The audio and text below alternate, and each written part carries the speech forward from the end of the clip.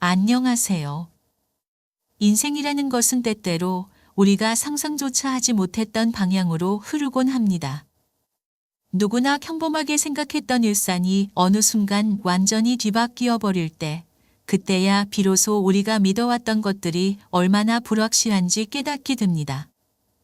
저는 한때 아내와의 생활이 그저 안정적이고 평온하다고 생각했었습니다. 하지만 어느 날, 제가 가장 가까이 믿고 의지하던 사람에게서 상상도 못할 비밀이 숨겨져 있다는 사실을 알게 되었습니다. 그 충격은 이루 말할 수 없었고, 그로 인해 제 삶은 한순간에 뒤집혀 버렸습니다. 이렇듯 예상치 못한 상황 속에서 제가 겪었던 경험을 나누고자 이 사연을 작성하게 되었습니다. 이 이야기를 끝까지 들어주신다면 진심으로 감사하겠습니다. 저는 금속 가공 공장에서 일하는 도중 직장 동료의 소개로 아내를 처음 만나게 되었습니다.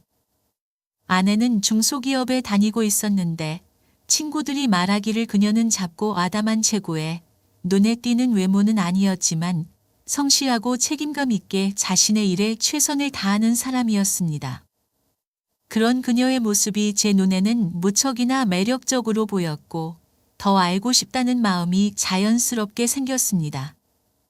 아내는 첫 만남부터 제게 따뜻하고 친절한 인상을 남겼습니다. 그녀의 말 한마디 한마디는 상대방을 배려하는 마음이 담겨 있었고 그 다정한 태도는 제 마음에 깊은 인상을 남겼습니다. 만남을 거듭할수록 아내의 이런 성품에 더 끌리게 되었고 그녀와 함께하는 시간이 점점 소중하게 느껴졌습니다. 그러던 중 아내와 사귀던 때에 그녀에게 독특한 습관이 있다는 것을 알게 되었습니다. 처음에는 별것 아닌 것처럼 보였지만 시간이 지남에 따라 그 습관이 눈에 띄게 드러났습니다. 그녀는 저와 만나기 전에 항상 편의점에 들러 과자나 젤리 같은 군것질거리를 사는 것이었습니다. 지연 씨, 군것질을 참 좋아하시나 봐요? 편의점에 자주 들르시네요. 아, 그게 아니라 우리 큰오빠한테 갖다 주려고요. 민준 씨, 오늘 저랑 저기 앞에서 맥주 한 캔 할래요? 그 말을 듣고 저는 맥주 2캔을 사서 편의점 앞 테이블에 앉았습니다. 아내는 저에게 말할 것이 있다며 이런 이야기를 꺼내더군요. 사실 우리 큰오빠가 자폐가 있어요. 이미 다 큰 성인이지만 지능 수준은 5살 정도라고 보면 돼요. 그래서 그런지 이런 군것질을 아주 좋아해요. 내가 집에 갈 때마다 그냥 들어갈 수가 없더라고요. 저는 이렇게 멀쩡하게 직장 생활도 하고 자유롭게 돌아다닐 수 있지만 우리 큰오빠는 그렇지 못하잖아요. 그 큰 몸 안에 어린아이가 갇혀 있다고 생각하니까 저도 모르게 오빠를 볼 때마다 눈물이 나요.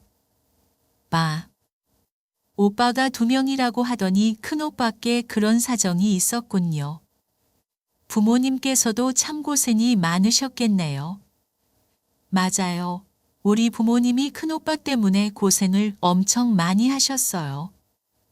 그래서 저라도 이렇게 조금씩 챙겨주고 싶어서 간식을 사가는 거예요. 이거 비싼 것도 아니고 동생으로서 이 정도는 할 수 있잖아요. 아내는 그렇게 말하며 눈물을 글썽였어요. 그 모습을 보고 저는 이 사람이 정말 마음이 따뜻하고 가족을 위하는 사람이구나 하고 생각하게 되었습니다.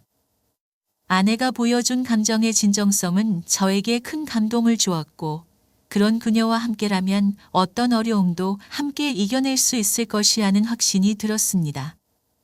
그래서 아내와 사귄 지 1년 만에 결혼을 약속하게 되었습니다.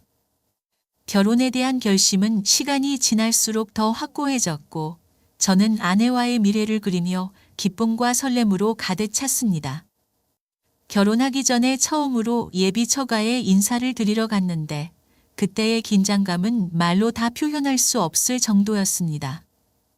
예비 장모님과 예비 장인어른을 처음 만난다는 생각에 온갖 생각이 머릿속을 스쳐 지나갔지만 아내가 옆에서 다정하게 손을 잡아주며 저를 안심시켜 주었습니다.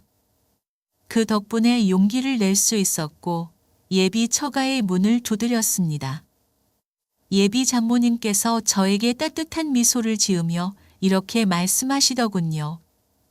자네, 우리 지연이랑 결혼하겠다고 해줘서 정말 고맙네.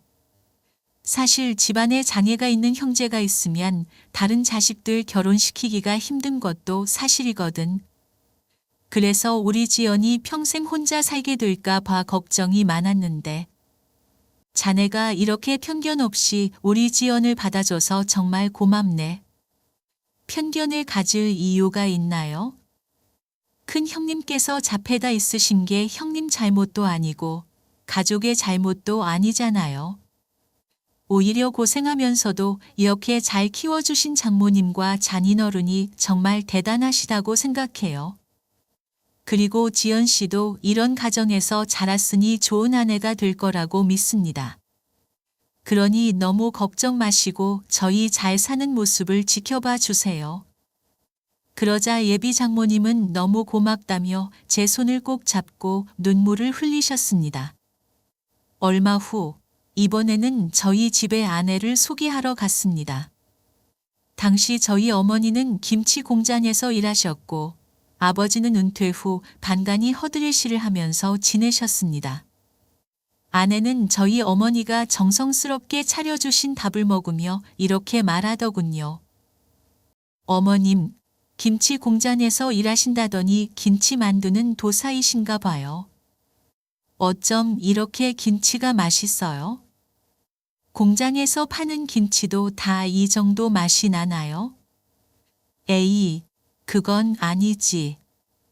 내가 아무리 김치 공장에서 일한다고 해도 공장에서 대량 생산하는 것과 이렇게 내가 정성스럽게 만든 것과는 다르지. 그나저나 밥을 이렇게 맛있게 잘 먹으니 참 좋구나.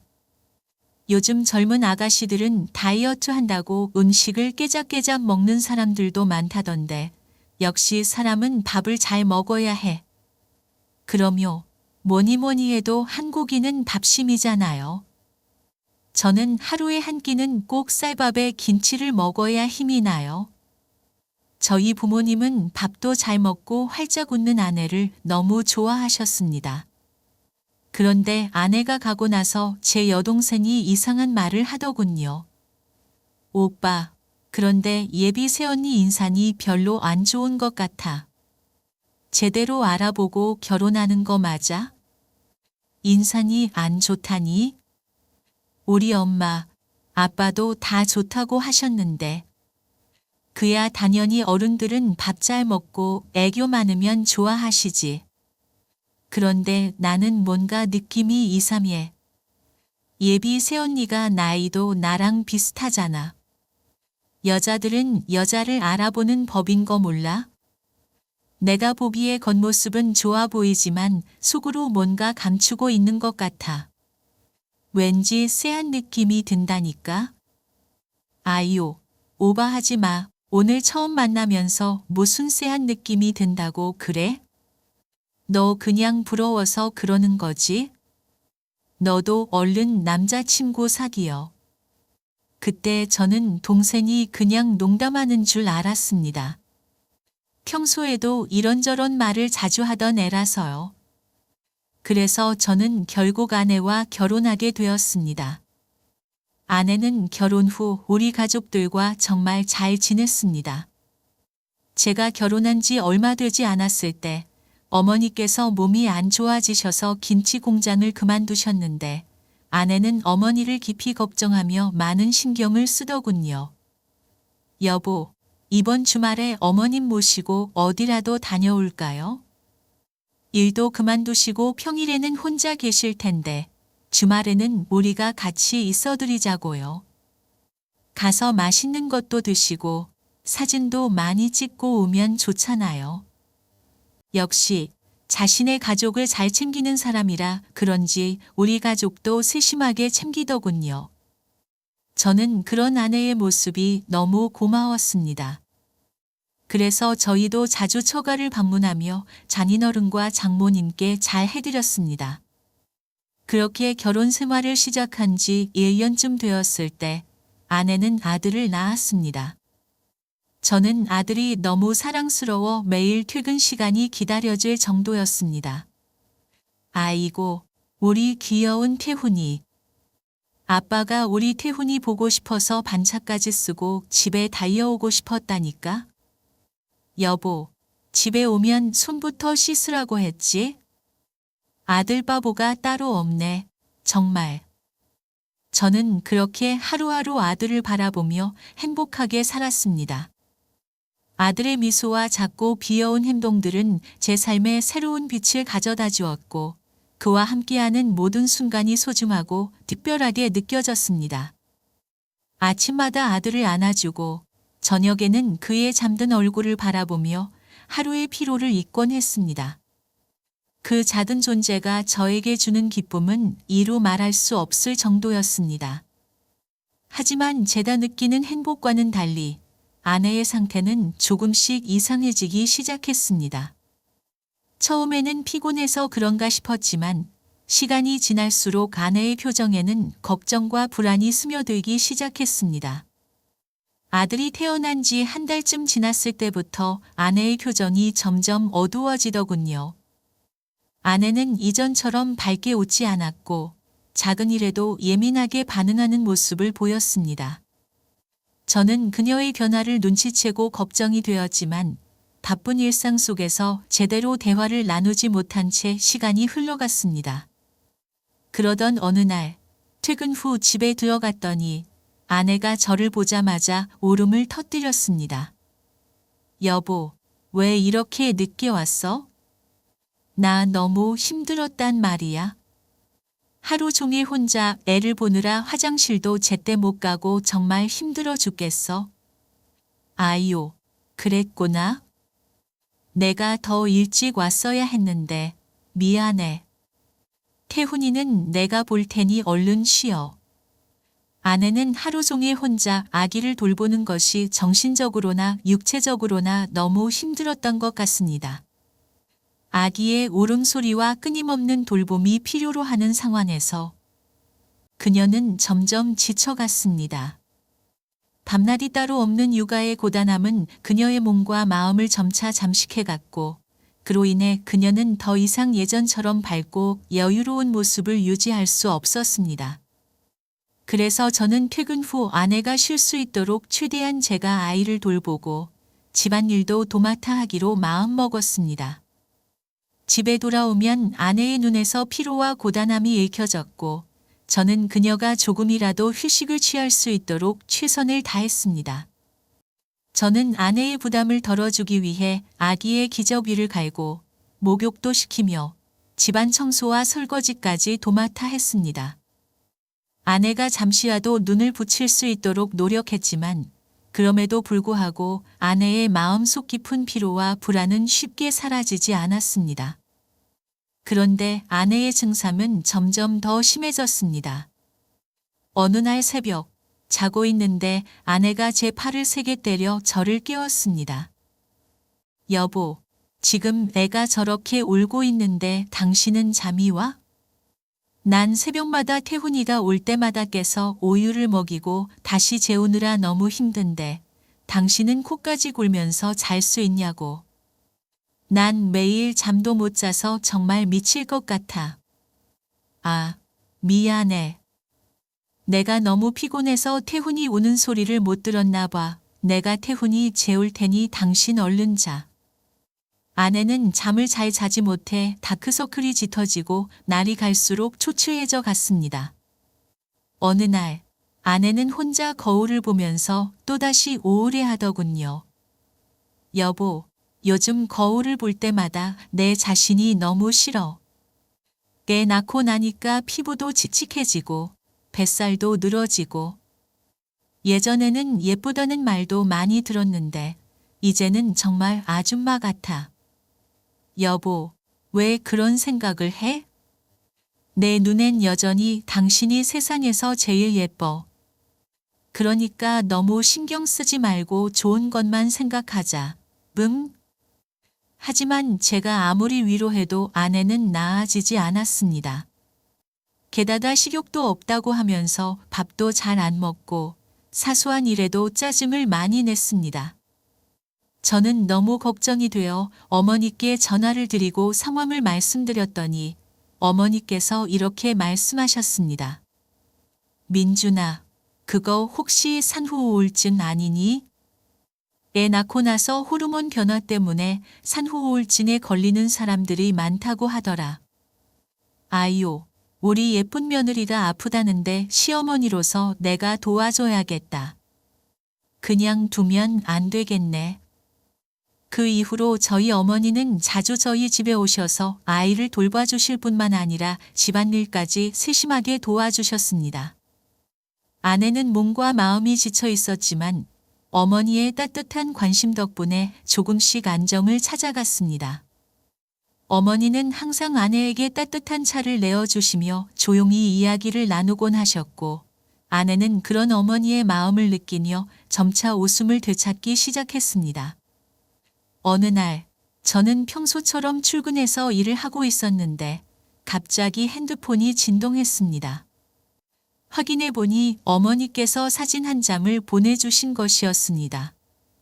그 사진에는 화사한 벚꽃을 배경으로 아내와 어머니, 그리고 저희 아들이 함께 찍힌 모습이 담겨 있었습니다.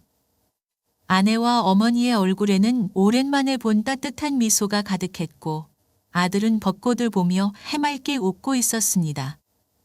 그 모습을 보고 마음이 따뜻해지면서도 한편으로는 어디를 다녀오신 건지 궁금했습니다. 그래서 저는 전화를 걸어 어머니께 어디 가신 거냐고 물었습니다. 어머니께서는 밝은 목소리로 이렇게 말씀하셨습니다.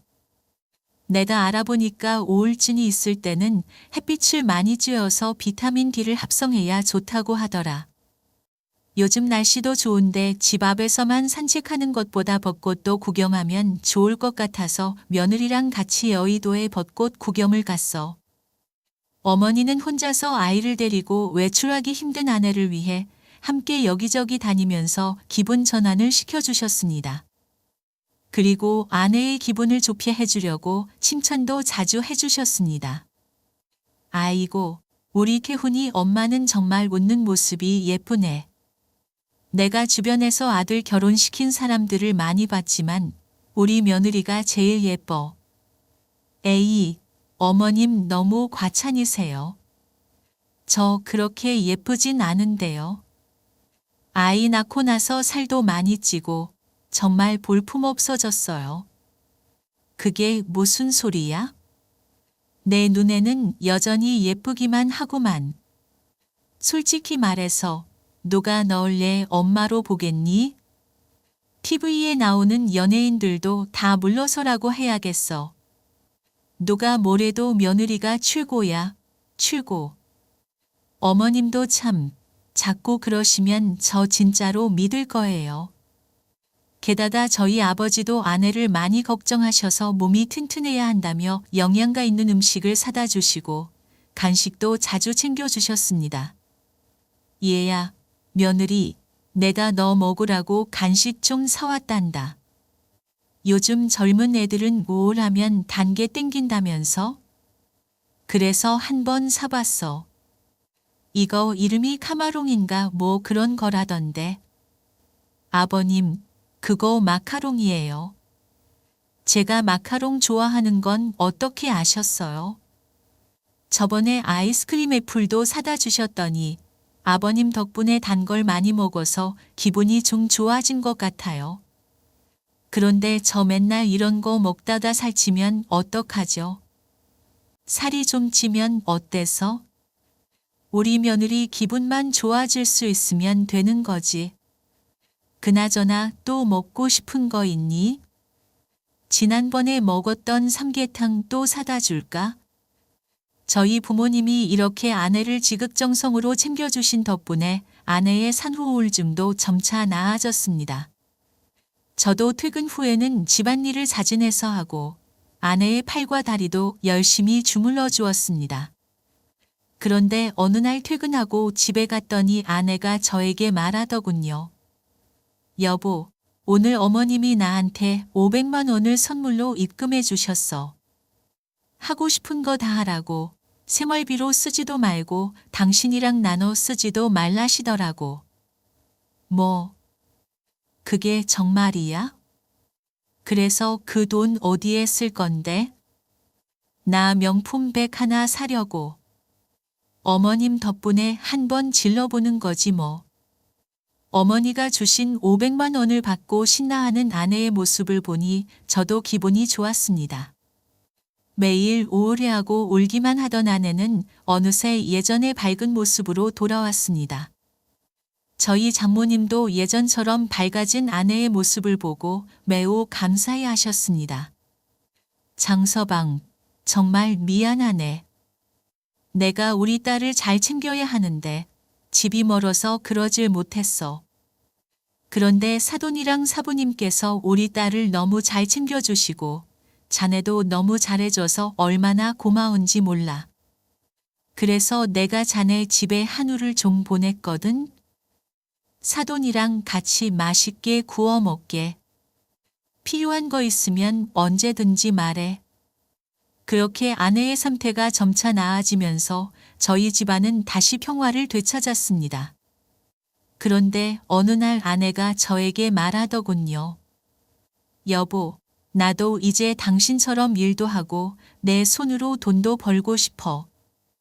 그래서 말인데 나 예전부터 한식당을 하고 싶었거든. 당신이 좀 차려주면 안 될까? 처음엔 아내의 갑작스러운 얘기에 당황했지만 산후 우울증으로 고생한 걸 생각하니 그 정도는 해줘도 되겠다 싶었습니다. 아내가 오랫동안 자신의 일을 하고 싶어 했던 마음을 이해하고 있었기에 저는 그녀의 꿈을 지원하기로 결심했습니다. 그래서 결국 대출을 받아서 아내에게 한식당을 차려주었습니다. 아내는 그 순간부터 열정적으로 식당 준비에 몰두하기 시작했습니다. 인테리어부터 접시, 그릇, 메뉴판 디자인까지 하나하나 직접 고르고 심지어 식재료의 선택까지 꼼꼼히 신경 쓰는 모습이 인상적이었습니다. 아내는 자신의 손길이 닿지 않는 곳이 없을 정도로 식당의 모든 세부 사항에 깊은 관심을 기울였습니다. 하고 싶은 일을 하게 되니 아내의 눈빛에도 생기가 넘쳤고 일에 집중하는 모습이 정말 좋아 보였습니다. 아내는 늘 행복한 얼굴로 가게에서 바쁘게 움직였고 저는 그녀의 그런 모습을 보면서 내심 뿌듯함과 안도감을 느꼈습니다. 식단이 점점 완성되어가는 과정에서 아내는 날마다 더 활기차 보였고 그 모습을 지켜보는 저 역시 행복했습니다. 시간이 지나 식당 오픈이 얼마 남지 않았을 때 아내의 식당에 가본 저는 깜짝 놀랐습니다. 주방장을 구했다고 들었지만 막상 가보니 주방장이 제 또래의 남자였던 겁니다. 여보, 그런데 주방장이 왜 남자야? 보통은 아주머니들이 하시지 않아? 난 당신이 주방장을 구했다고 해서 당연히 나이 있는 아주머니를 생각했는데. 여보, 우리나라의 유명 호텔 주방장들이 다 남자인 거 몰라? 내가 어렵게 스카우트해온 분이니까 공손하게 대하라고. 아내의 말을 듣고 보니 일리가 있었습니다. 방송에 나오는 유명 셰프들도 대부분 남자들이니까요. 그래서 저는 주방에 있는 그 주방장에게 가서 인사를 했습니다. 안녕하세요. 저는 이 사람 남편입니다. 저희 와이프가 식당 운영이 처음이라 부족한 점이 많을 텐데 경력도 많으신 것 같으니 잘 부탁드립니다. 그러자 주방장도 저에게 열심히 하겠다며 정중히 인사를 했습니다. 그 남자의 태도는 진지하고 성실해 보였기에 저 역시 긍정적으로 받아들이기로 했습니다. 처음엔 남자가 주방을 맡는다는 게 좀 어색했지만 곧이어 홀서빙을 담당하는 아주머니도 계시고 셋이서 운영하는 작은 식당이라면 잘 돌아갈 것 같다고 생각했습니다. 아내와 그 주방장, 그리고 서빙을 맡은 아주머니가 서로 호흡을 맞춰가며 식당을 운영하는 모습이 눈에 띄게 조화를 이루기 시작했습니다. 그렇게 아내는 한식당 운영을 본격적으로 시작했습니다. 처음 며칠 동안은 손님이 거의 없어서 걱정이 될 정도로 식당이 한산했지만 아내는 그런 상황에도 불구하고 상심하지 않았습니다. 그녀는 오히려 더 열심히 준비하고 메뉴를 보완하며 손님을 기다렸습니다. 매일 새벽부터 재료를 직접 구입하고 하나하나 손질하며 최선의 음식을 제공하기 위해 최선을 다했습니다. 아내의 그런 꾸준한 노력과 열정 덕분에 식당은 점차 입소문을 타기 시작했습니다.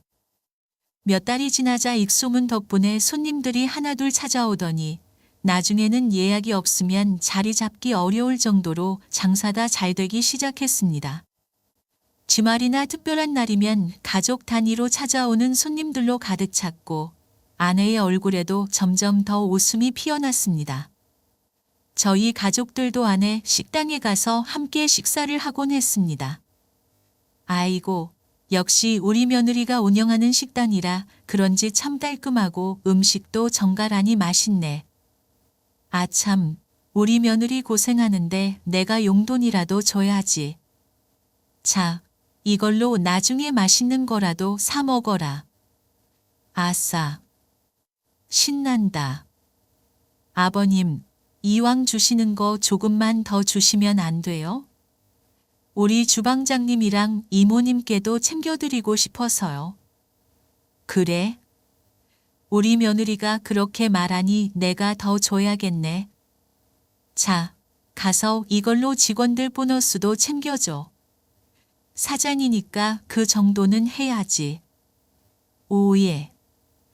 역시 아버님 통 크시네요. 그럼 아버님, 전 식당 가야 되니까 맛있게 드시고 가세요. 아내가 실력 있는 주방장을 스카우트한 덕분인지 음식 맛도 좋고 식당 분위기도 좋았습니다. 식단이 잘 되어서 아내도 신이 난 것 같아 저도 기분이 좋았습니다. 그러나 어느 날부터 조금씩 이상한 점이 보이기 시작했습니다. 하루는 퇴근 후 아내의 식당에 갔더니 아내가 주방장과 가까이 붙어서 웃으며 얘기하고 있는 겁니다. 저는 아내에게 다가가 물었습니다. 뭐야, 둘이 왜 그렇게 붙어 있어? 아무리 같이 일하는 사이여도 그렇지. 너무 친한 거 아니야? 여보 왔어? 아니, 그게 아니라 주방장님이랑 신메뉴를 개발하고 있었어. 내가 그래도 사장인데 이런 건 꼼꼼하게 챙겨야지. 그러자 주방장도 저에게 이렇게 말했습니다. 저희 사장님이 신메뉴 개발에 욕심이 있으셔서요. 지금 메뉴도 잘 나가고 있긴 한데 손님을 더 끌어들일 수 있는 메뉴가 없을까 해서 같이 의논하고 있었습니다. 얘기를 들어보니 제가 오해한 것 같았습니다. 그래서 그날은 그냥 넘어갔습니다. 그런데 또 하루는 오랜만에 아내를 데리러 식당 마감 시간에 맞춰 갔는데 아내가 주방장과 테이블에 앉아 뭔가를 얘기하고 있는 거였습니다. 저는 아내를 집으로 데려가면서 물었습니다. 여보, 아까 그 시간에 주방장은 퇴근했어야 되는 거 아니야? 둘이서 밤늦게까지 무슨 얘기를 하길래 집에도 안 가고 있었어? 아, 오늘 어떤 손님이 음식에 대해 클레임을 걸어서 그 문제로 주방장님과 회의를 좀 했어. 그럼 홀에서 일하는 이모님은 왜 같이 회의 안 하는데? 주방 문제니까 당연히 주방장님과 회의를 해야지. 이모님이랑 왜 해? 이모님은 서빙 담당이시잖아. 당신 설마 나 의심하는 거야? 아니, 의심하는 건 아니고 둘이 너무 친해 보이길래 그렇지. 같이 일하다 보면 친해질 수도 있는 거 아니야? 우리 식당의 직원이 3명밖에 없는데 불편하게 지내야 되겠어? 저는 뭔가 찜찜한 기분이 들었지만 그녀의 말이 일리가 있어 더 이상 반박할 수가 없었습니다. 원래 일하면서 사람들과 친해지는 건 자연스러운 일이고 업무 때문에 회의를 하는 것도 어쩔 수 없는 일이라고 생각했습니다. 특히 식당을 운영하면서 다양한 사람들과의 협력과 의사소통이 필수적이라는 것을 이해하고 있었기 때문에 저도 그녀의 의견에 어느 정도 동의할 수밖에 없었습니다. 다만 그 사람이 저와 비슷한 또래의 남자라는 점이 계속해서 신경이 쓰였을 뿐입니다. 그저 일에만 집중하길 바라는 마음으로 자신을 다독였지만 마음 한구석에서는 불편함이 사라지지 않았습니다. 그 이후에도 몇 번 더 불편한 마음이 들었지만 그럴 때마다 저는 스스로에게 일 때문이라고 생각하며 넘기기로 했습니다. 어쩌면 제가 너무 예민하게 받아들이는 것이 아닐까 하는 생각도 했고 아내가 일에 최선을 다하고 있다는 것을 알았기 때문에 그녀를 믿고 싶은 마음도 컸습니다. 저는 그저 아내가 식당 운영에 열정과 에너지를 쏟아붓고 있다는 사실에 집중하려고 노력했습니다. 그러나 어느 날 아내가 저에게 이렇게 말했습니다. 여보, 나 어머님께 김치 한 대포기만 부탁드릴까 싶어. 식당을 운영하다 보니 김치가 많이 필요하더라고. 뭐, 김치를 100포기나? 아유, 어머니께서는 요즘 허리도 안 좋으신데 그런 부탁은 하지 마. 김치 100포기 만드는 게 쉬운 일인 줄 알아? 하지만 어머님이 만든 김치는 정말 맛있잖아. 요즘 손님들도 입맛이 까다로워서 중국산 김치를 쓰면 바로 알아차리더라고. 그렇다고 국산 김치를 사서 쓰기엔 너무 비싸고. 필요하다면 비싸더라도 사야지. 어쨌든 우리 어머니께 부탁할 생각은 하지 마. 당신 식당이니까 당신이 알아서 해야지. 아내가 저희 어머니가 해주신 김치를 좋아하긴 했지만 김장 100포기는 정말 말도 안 되는 얘기라고 생각했어요. 어머니가 젊으셨을 때는 가능했을지도 모르지만 지금은 그 나이에 100포기 김장을 한다는 것은 무리라고 생각했거든요. 게다가 어머니는 요즘 들어 건강이 예전 같지 않으셨기에 저는 더욱이 그건 불가능한 일이라고 여겼습니다. 그래서 아내에게도 여러 번 당부하며 어머니에게 무리한 부탁은 하지 말라고 신신당부했어요. 당연히 아내도 제 말을 이해하고 어머니께 그런 부탁을 하지 않을 거라고 믿었습니다. 하지만 그 일이 있고 나서 일주일쯤 지났을 때였습니다.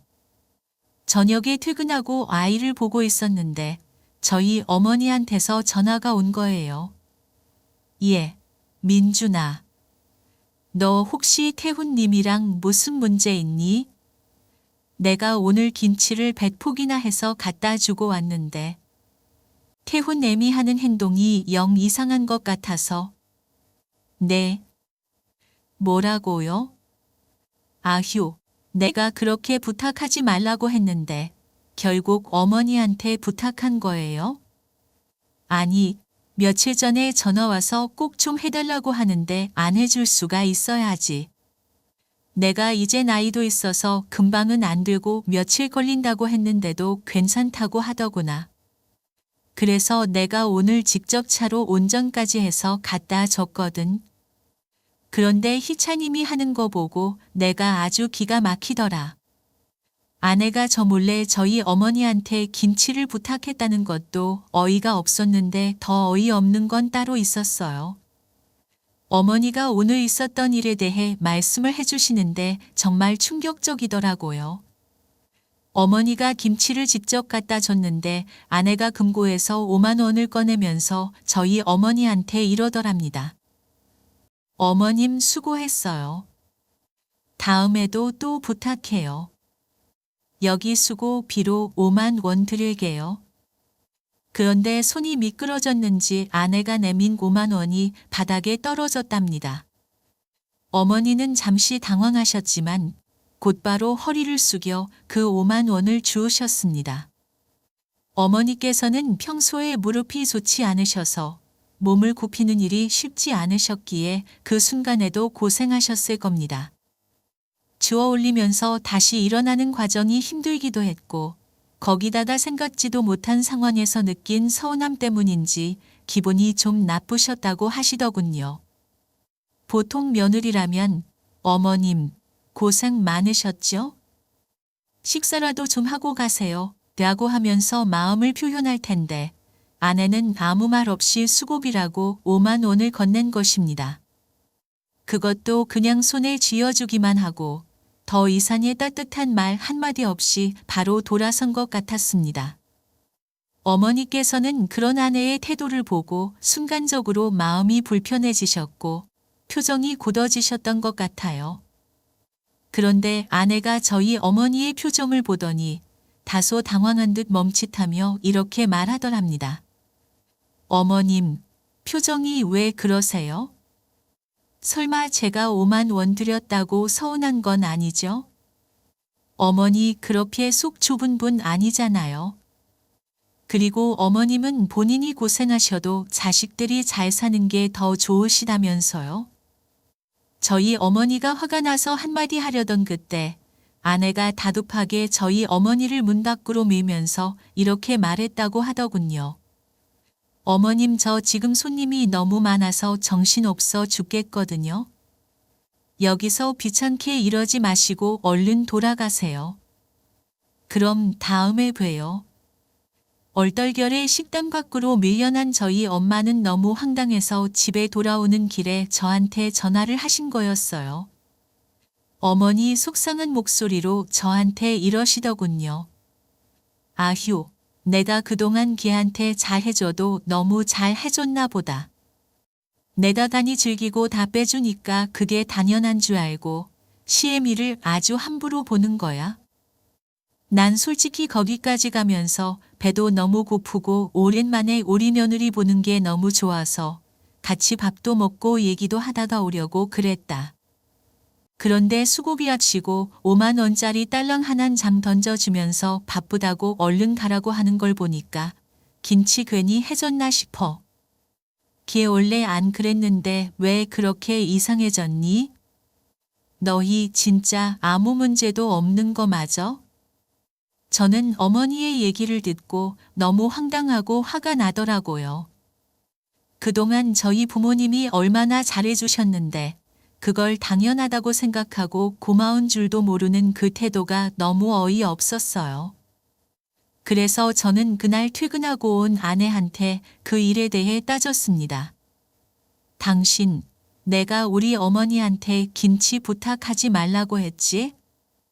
그런데 왜 나 몰래 그런 부탁을 해? 안 그래도 온몸이 여기저기 쓰신다고 하시는 분인데 그렇게 고생을 시켜드려야겠어? 그리고 우리 엄마가 좋은 마음으로 김치를 해서 갖다 주셨는데 식사고 가시라는 말도 없이 내쫓았다며? 당신 진짜 이래도 되는 거야? 무슨 소리야? 내가 언제 그랬다고 그래? 내가 식사하고 가시라고 했는데 어머님이 됐다면서 그냥 가신 거야? 거짓말 하지 마. 우리 어머니가 당신이 어떻게 했는지 다 말해줬는데 뭘. 그리고 당신 수고비랍시고 우리 어머니한테 5만 원짜리 던져줬다면서? 도대체 그건 어디서 배운 버리장머리야? 김치 100포기에 5만 원으로 퉁치는 것도 황당한데 우리 어머니가 그 떨어진 5만 원을 직접 허리까지 굽혀서 주우셔야겠어? 참나, 내가 무슨 5만 원을 던져줘? 그냥 들리다가 손이 미끄러워 떨어진 거지. 그리고 5만 원으로 퉁친 게 아니라 나중에 김치값 드리라고 했어. 아깐 바빠서 일단 차이라도 쓰시라고 그렇게 드린 거야. 어머님은 왜 날 모함하시고 그래? 진짜 억울해 죽겠어. 우리 어머니가 당신을 모함했다고? 당신 지금 우리 어머니가 거짓말했다는 소리야? 그럼 어머님이 거짓말하지 내가 거짓말했겠어?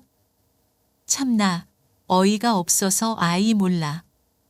쓸데없는 걸로 사람 몰아가지 말고 나 피곤하니까 저리 비켜. 얼른 씻고 잠이나 자게. 아내는 자긴 그런 적 없다고 강하게 부인했지만 저는 도저히 믿을 수가 없었어요. 저희 어머니는 거짓말을 할 분도 아니시고 평소에 며느리를 아껴주시던 분인데 어떻게 며느리를 모함할 리가 있겠어요? 어머니가 그런 이야기를 하실 때는 분명히 이유가 있다고 생각했죠. 하지만 아내가 계속해서 결백을 주장하며 자신의 억울함을 호소하길래 저는 진실을 확인해야겠다는 생각이 들었습니다. 그래서 어느 날 밤 아내가 잠든 틈을 타 식당으로 가서 그 안에 설치된 CCTV 영상을 확인하기로 했습니다.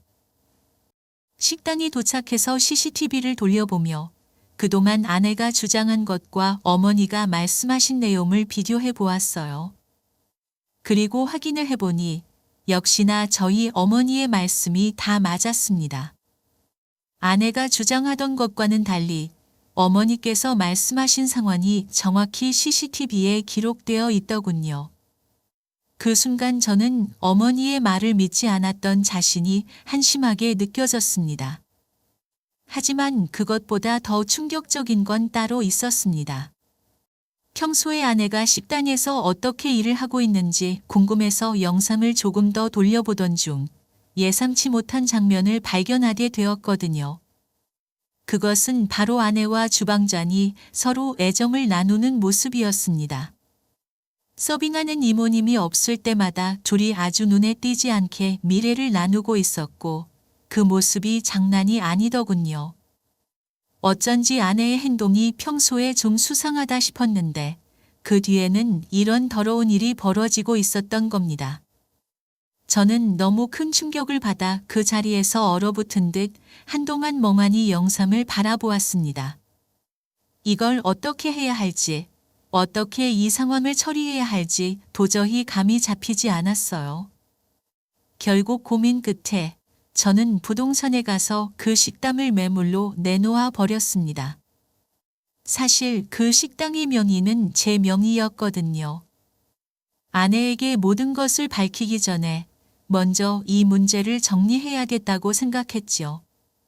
며칠 후 식당에서 일을 하고 있던 아내가 갑자기 저에게 전화를 걸어와 따지기 시작했습니다. 여보, 지금 이게 무슨 짓이야? 우리 가게를 매물로 내놨다는 게 사실이야? 아까 낮에 부동산에서 손님이랑 같이 보러 왔단 말이야. 한창 손님들 몰려서 바빠 죽겠는데 도대체 무슨 생각으로 이런 거야? 무슨 생각으로 했냐고?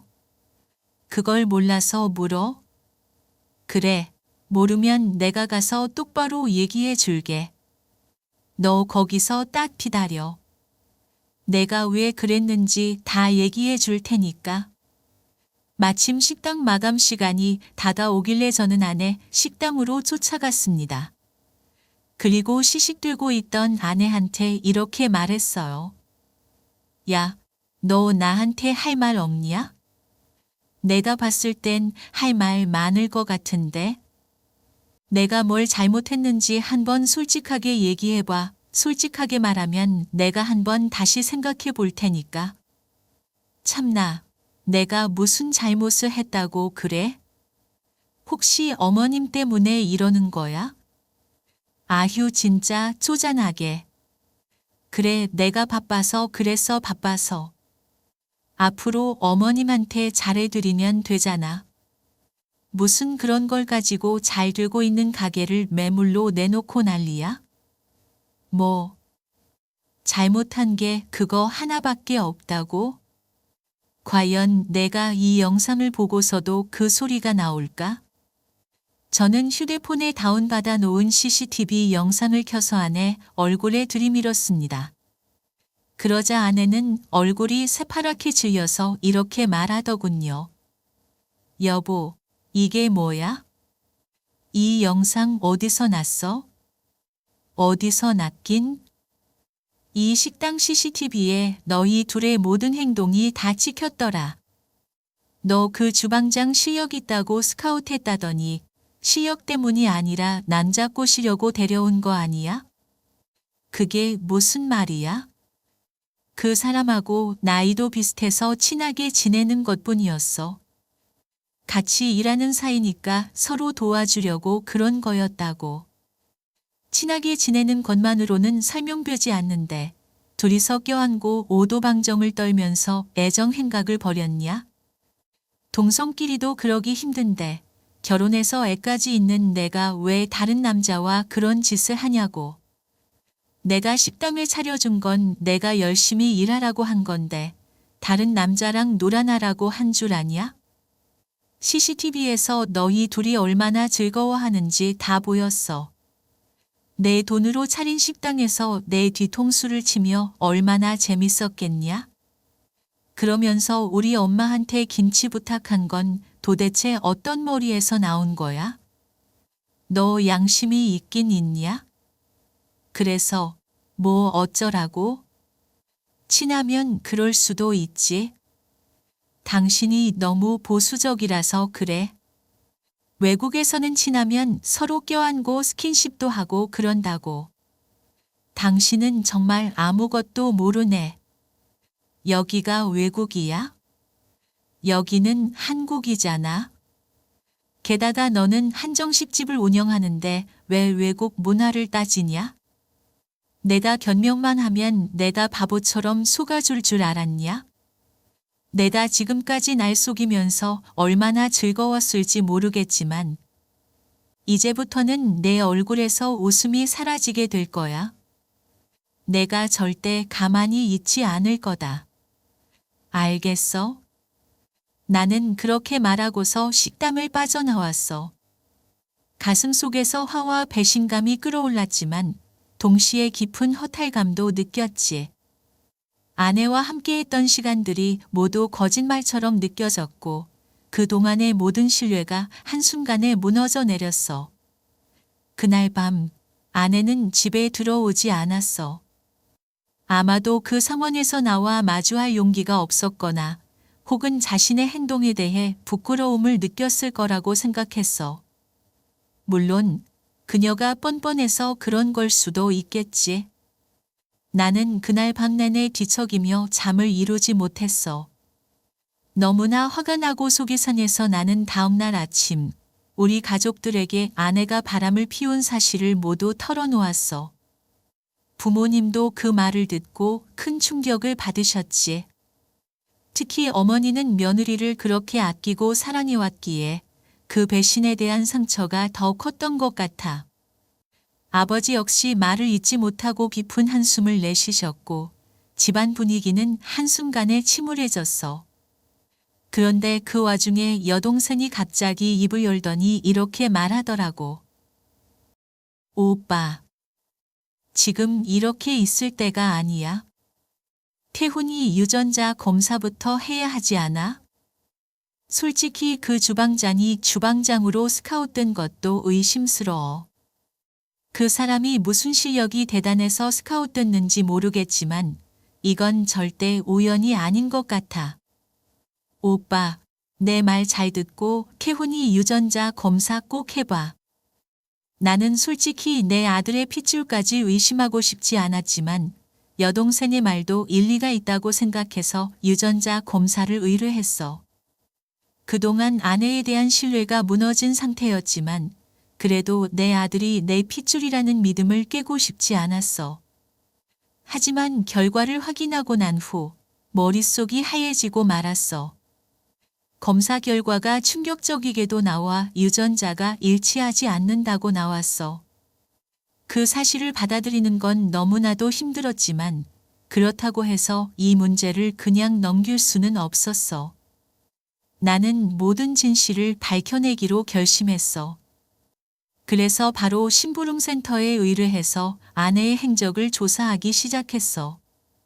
심부름센터의 조사를 통해 아내의 생활을 하나씩 파헤쳐 나가며 나는 점점 더 큰 충격을 받게 되었어. 아내가 생각했던 것보다 훨씬 오래전부터 나를 속이고 있었고 단순히 한두 번의 실수가 아니라 지속적으로 나를 기만해 왔다는 것을 알게 되었어. 그녀가 나를 속이기 위해 얼마나 교묘하게 행동했는지 알게 될수록 내 마음속 분노와 배신감은 커져만 갔어. 그 결과들을 마주하고 나니 더 이상 참을 수가 없었어. 나는 다음 날 아침 일찍 바로 식당으로 갔어. 식당에 들어서자마자 아내가 평소처럼 일하고 있는 모습을 보니 억눌렀던 감정이 한꺼번에 폭발하고 말았어. 나는 아내에게 다가가 소리를 질렀어. 야, 이지연. 내가 감히 나를 3년이나 속여왔어? 너는 사람이야? 벌레만도 못한 인간이야. 여보. 지금 뭐 하는 거야? 손님들이 다 있는데 갑자기 찾아와서 소리 지르면 어떡해? 손님이고 뭐고 지금 그게 중요해? 너 그 주방장 놈이랑 5년이나 만난 사이라며? 내가 내 직장 동료 소개로 너와 만나기 전에 이미 사귀고 있었던 거잖아.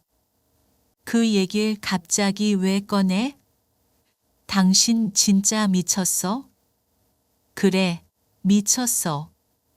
내가 그 상황에서 미치지 않을 수 있겠냐? 알고 보니 너, 그 놈이랑 잠깐 헤어졌을 때 나와 만난 거라면서?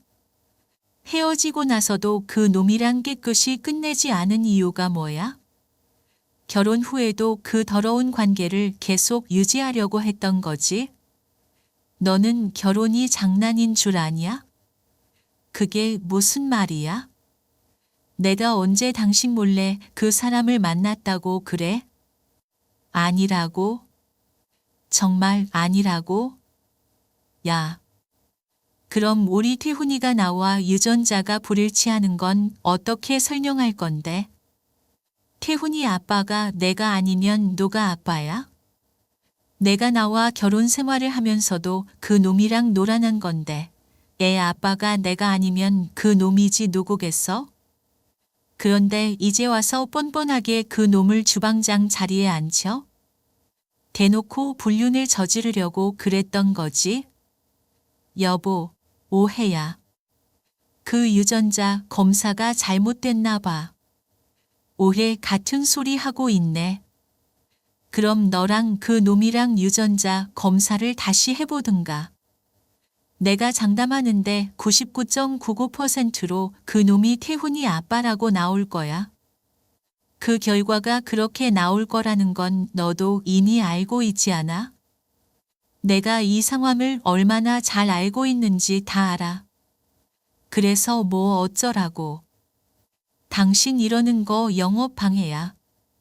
손님들이 다 쳐다보고 수군거리고 있잖아. 수군거리게 하라고. 그게 내가 여기 찾아온 이유야. 그리고 내가 생각해봐. 유부녀랑 놀아나는 더러운 놈이 만든 음식을 돈 주고 먹고 싶은 사람이 있겠냐? 손님들은 그런 것도 모르고 맛있다고 먹겠지만 이런 중요한 사실은 내가 알려줘야 해. 그리고 주방에 있는 너, 당장 나와. 구석에 숨어서 아무것도 모르는 척하면 다야? 나는 주방으로 가서 그 놈을 억지로 끌어냈어. 그런데 그 놈은 뻔뻔하게 나한테 짜증을 내며 말했다. 지금 뭐 하시는 겁니까? 일하고 있는 사람한테 일하게 놔두세요. 뭐, 일하고 있는 사람? 넌 정말 좋겠다.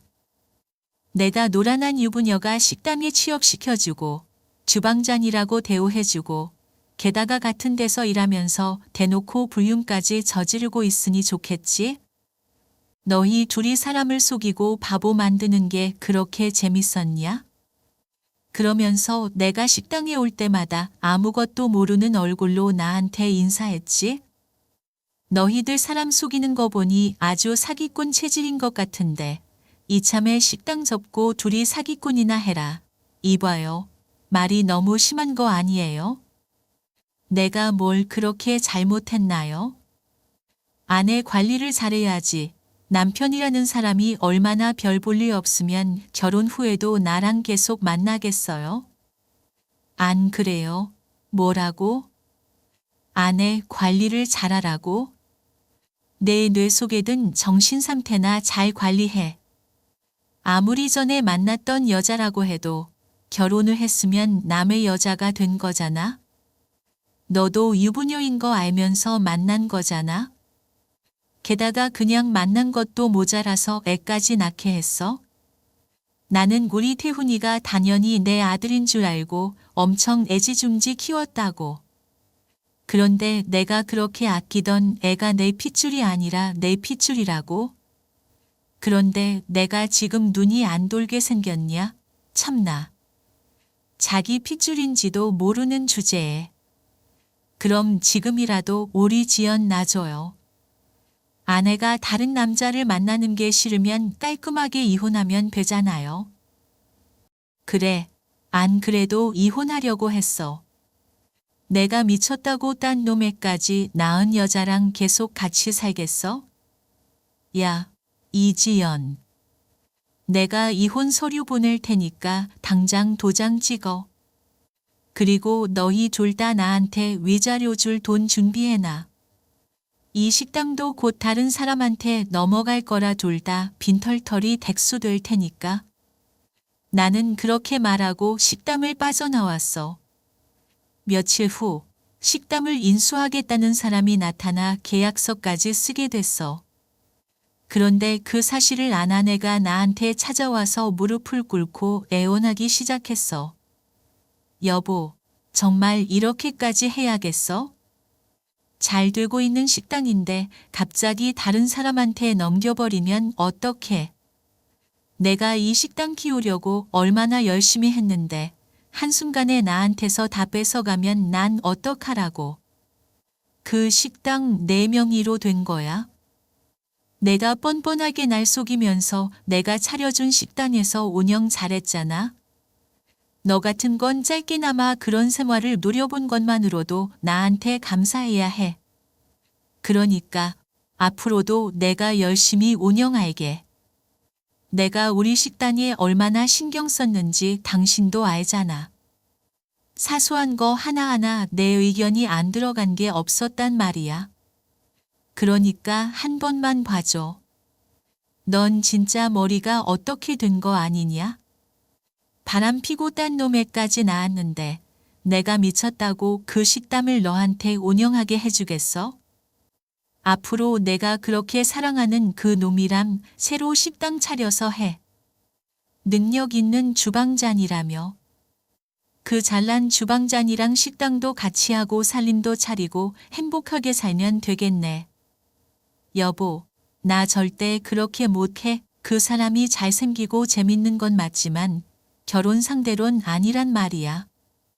그 사람 신용불량자에다가 술만 마시면 손찌검까지 하는 사람이야. 그 사람이 그렇게 좋은 사람이었으면 내가 왜 그 사람이랑 헤어지고 당신이랑 결혼했겠어? 연애만 하는 거면 몰라도 그런 사람이랑 같이 살 수는 없어. 그러니까 나 한 번만 용서해줘. 참나, 그걸 말이라고 하냐? 그 놈이 어떤 놈이든 간에 부부간의 의리를 저버리고 그 놈이랑 만난 건 바로 너야.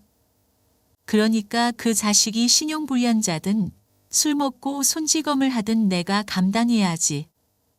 그리고 애초에 태훈이 아빠가 그 자식인데 왜 나한테 와서 난리야? 태훈이 데리고 그 자식한테 가서 새 가정을 꾸려. 여보, 태훈이 아빤 당신이잖아. 아무리 당신 핏줄이 아니더라도 여태까지 당신이 태훈이를 당신 아들로 알고 키웠잖아. 우리 태훈이한테도 그 사람보단 당신이 훨씬 좋은 아빠야. 그러니까 제발 한 번만 용서해줘. 내가 이렇게 무릎 꿇고 두 손 싹싹 빌게. 그러니까 제발. 헛소리 하지 마. 난 태훈이가 내 아들인 줄 알고 애정을 주고 키운 거지. 딴 놈 자식인 줄 알았으면 키울 일도 없었어. 그런데 이제 모든 사실을 알았으니까 다 바로 잡아야지. 더 이상 너랑 얘기하고 싶지 않으니까 당장 여기서 사라져. 내 눈앞에서 꺼져. 저는 그렇게 말한 후 아내를 집에서 내쫓았습니다. 저를 그렇게 오래 속여놓고도 다시 받아달라고 뻔뻔하게 요구하는 모습을 보니 정말 치가 떨리더군요. 그 순간 결혼 당시 가족을 생각하며 아내의 눈물을 보고 결혼을 결심했던 그날이 떠올랐습니다. 하지만 이제야 그 눈물이 결국 악어의 눈물이었다는 사실을 깨닫게 되면서 저는 깊은 충격을 받았습니다. 아무리 세상에 믿을 사람이 없다고도 해도 제가 전적으로 신뢰하고 사랑했던 여자가 이렇게 잔인한 인간일 줄은 상상조차 못했습니다. 결국 예기치 못한 사건으로 한 가정이 순식간에 붕괴되고 말았습니다. 저는 아내의 배신과 거짓말에 더 이상 참을 수 없었고 이혼을 결심했습니다. 이혼 과정에서 저는 아내에게서 위자료를 받아냈습니다. 그리고 그와 동시에 상간남에게도 소송을 제기하여 역시 위자료를 받아냈습니다. 법적으로나마 그들에게 책임을 묻고 조금이라도 정의를 세우기 위해서였습니다. 사실 아내에게 이미 정이 떨어져 있었기 때문에 이혼하는 것이 그리 어렵지 않았습니다. 하지만 태훈이가 눈에 밟혀서 마음이 무거웠습니다. 비록 태훈이가 제 친아들이 아니라는 사실이 밝혀졌지만 그 아이와의 추억과 점을 생각하면 가슴이 찢어지는 것 같았습니다. 결국 저는 눈물을 머금고 태훈이를 아내에게 보내야 했습니다. 태훈이를 떠나보내는 그 순간 마치 내 심장이 찢어지는 듯한 고통을 느꼈습니다. 정말 많이 울었어요. 이런 고통을 겪어보지 않은 사람은 아마 이해하지 못할 것입니다. 태훈이를 보내고 나니 함께 보냈던 시간이 자꾸만 떠올랐습니다.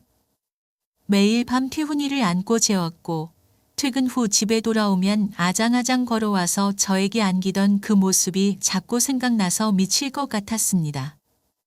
태훈이가 저를 보며 환하게 웃던 그 순간들이 머릿속에서 떠나지 않았습니다. 아무리 일 때문에 피곤해도 태훈이의 웃는 얼굴을 보면 피곤이 싹 가시고 힘이 불끈 솟아났는데 이제는 더 이상 그 모습을 볼 수 없다는 생각이 들자 가슴이 무너지는 것 같았습니다.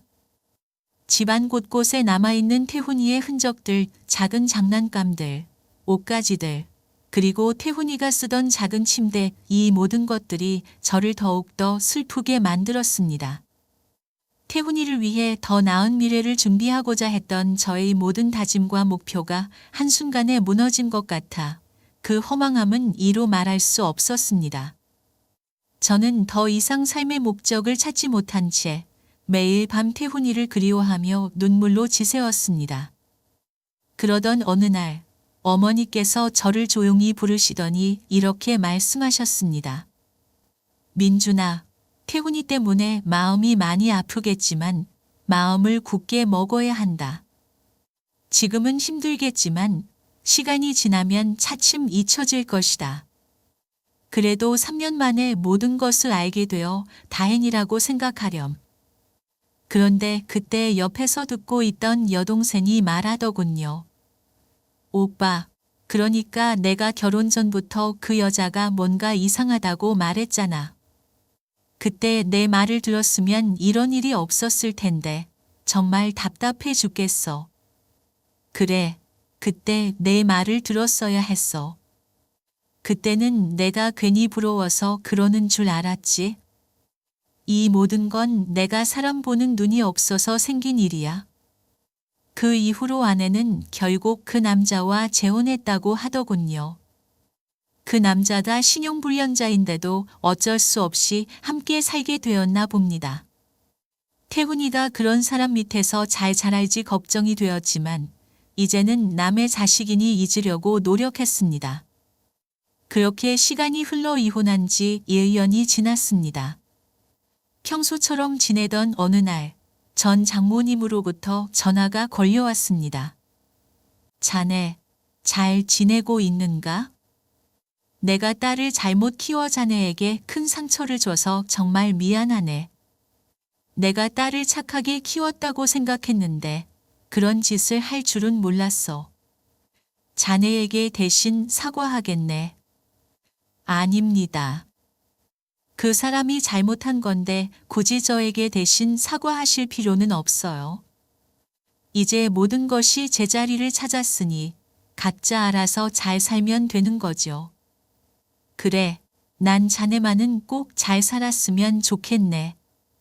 사실 우리 딸이 얼마 전에 그 놈과 이혼했거든. 술만 마시면 사람이 돌변한다더니 결국 견디지 못하고 이혼했다고 하더군.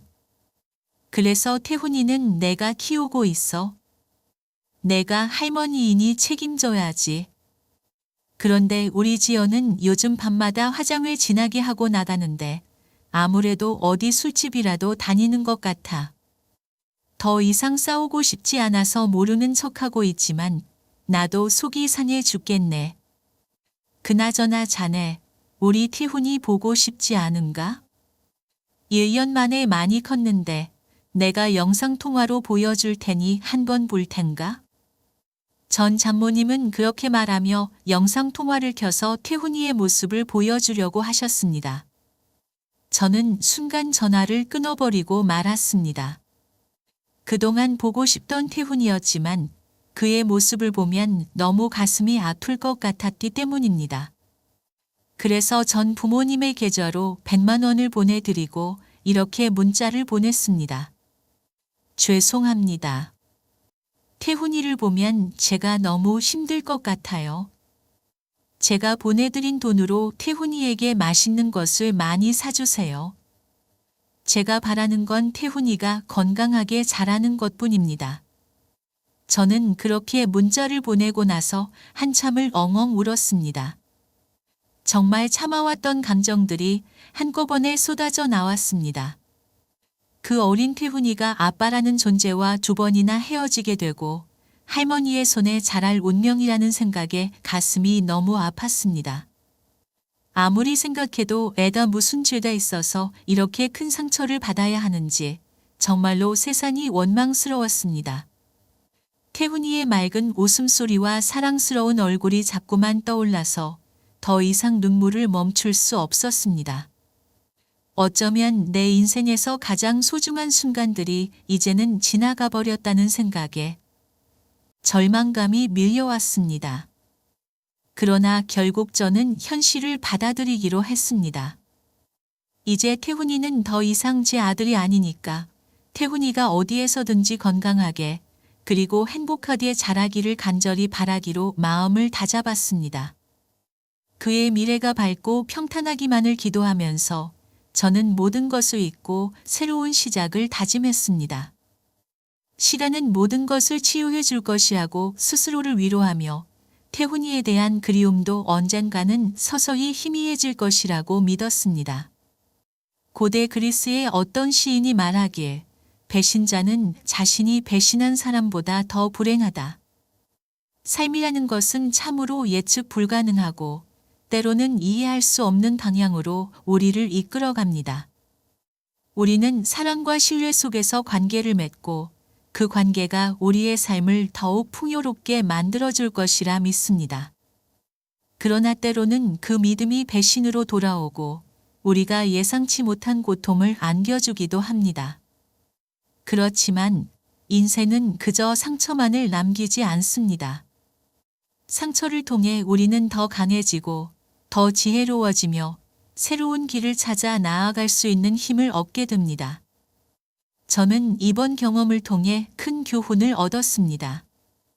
때로는 너무 믿었던 사람에게서 배신을 당할 수도 있지만 그 배신이 우리의 인생을 끝내는 것은 아닙니다. 오히려 그것은 우리가 스스로를 다시 돌아보고 더 나은 삶을 향해 나아갈 수 있는 기회가 될 수 있습니다. 제가 얻은 교훈은 단순히 사람을 경계하라는 것이 아니라 진정한 행복은 외부에서 오는 것이 아니라 내면에서 시작된다는 것입니다. 우리는 자신을 사랑하고 자신을 존중하며 자신의 길을 걸어야만 진정한 평화를 얻을 수 있습니다. 결국 아내가 그 남자와 이혼하고 술집을 전전하며 살고 있다는 소식을 들었을 때 저는 인생의 진리를 다시 한번 깨달았습니다. 누구든지 자신이 저지른 죄의 대가를 치르게 마련이고 그런 면에서 그 말은 참으로 진리하는 생각이 듭니다. 반면에 저는 지금 새로운 시작을 할 수 있는 기회를 얻었고 그것에 대해 감사하고 있습니다. 우리는 모두 삶에서 크고 작은 시련을 겪지만 그 시련은 우리를 파괴하기 위한 것이 아니라 오히려 우리를 강하게 하고 더 나은 사람으로 만들어주기 위한 것일지도 모릅니다. 여러분, 저희 이야기를 통해 여러분도 무엇인가를 느끼셨기를 바랍니다. 인생은 결코 쉽지 않지만 우리는 그 속에서 의미를 찾고 자신의 길을 찾아 나아갈 수 있는 힘을 가질 수 있습니다. 앞으로의 삶에서 저는 더 이상 사람을 쉽게 믿지 않겠지만 그렇다고 해서 모든 것을 의심하며 살지는 않을 것입니다. 오히려 자신을 사랑하고 자신의 삶을 충실하게 살아가며 주어진 모든 순간을 소중히 여기기로 다짐합니다. 여러분도 자신의 삶에서 이러한 다짐을 함께 해보시면 좋겠습니다. 오늘도 행복한 하루 보내시길 바라며 이 이야기를 들어주신 여러분께 진심으로 감사드립니다. 더운 여름날 건강을 챙기시고 언제나 행복하시길 기원합니다.